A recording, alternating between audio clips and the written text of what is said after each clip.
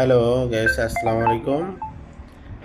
আজকে একটা টপিক নিয়ে আসছি চায়নার বিষয়ে। তো আপনারা যারা মালয়েশিয়া থেকে চায়নাতে মুভ করবেন ভিজিটে, তো সেই ক্ষেত্রে আপনার চায়না ইমিগ্রেশনে কি কি প্রয়োজন সেই টপিক নিয়ে আজকে কথা বলবো। তো প্রথমত আপনার যেদিন ফ্লাইট থাকবে সেদিন আপনার ডলার ডলার মাস্ট আপনার নিতেই হবে, কারণ চায়না ইমিগ্রেশনে আপনার ডলার দেখে ওরা। তো জিপি ওদের দেশের টাকা ওইটা ম্যাটার করে না। আপনার ডলার নিয়ে যাবেন 2000 1500, মিনিমাম 1500 রাখবেন ডলার। তো ডলারটা নিলে কি আপনার, ওরা ডলারটা দেখলে কি আপনার এই জিনিস ছেড়ে দিব, ঠিক আছে।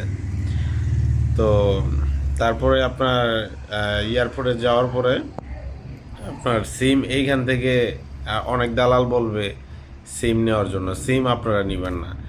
সিমের বিষয়টা হচ্ছে কি, আপনার ইন্টারনেট সিমের প্যাকেজ আছে, যেমন ইউ সিম চালান, সেলকম চালান, এগুলাতে আপনার রোমিং করা যায়। কান্ট্রি সিলেক্ট করলে তো দেখা গেছে আপনার 30 রিঙ্গিত 35 রিঙ্গিত নিবে ওই এক সপ্তাহের জন্য। আপনার ওয়ান উইকের জন্য আপনার প্যাকেজ আছে, ঠিক আছে। তো ওইটা নিয়ে নেবেন।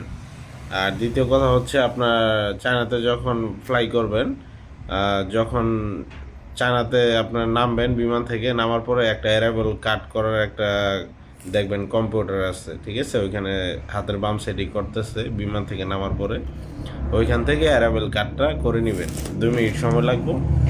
অ্যারাইভাল কাট করে নিয়ে ইমিগ্রেশনের ওইখানে যাবেন। যাওয়ার পরে যদি ইমিগ্রেশনে আপনার প্রশ্ন করতে পারে যে তোর কী কারণে আসছস, যদি আপনার বিজনেস ভিসা হয় বলবেন বিজনেসের ক্ষেত্রে আসছে এইখানে, ঠিক আছে।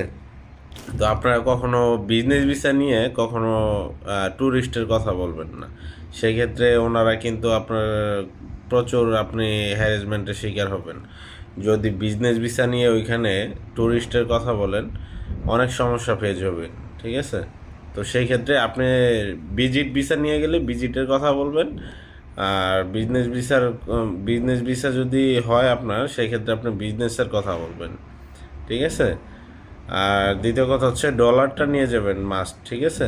ডলার না নিয়ে গেলে কিন্তু আপনাকে অনেক ঢুকতে দিবে না, তারপরে অনেক হ্যারাসমেন্ট করবে, ঠিক আছে। তারপর ওইখানে আপনার মেট্রো রেল আছে। বিমান থেকে আপনার ইমিগ্রেশন ক্রস করলে ওইখানে মেট্রো স্টেশন আছে, ওইখান থেকে আপনি যেখানে মন চায় যেতে পারবেন, সমস্যা নাই, ঠিক আছে। তো এই হলো আজকের কথা। যাক, ভালো থাকেন, আসসালামু আলাইকুম।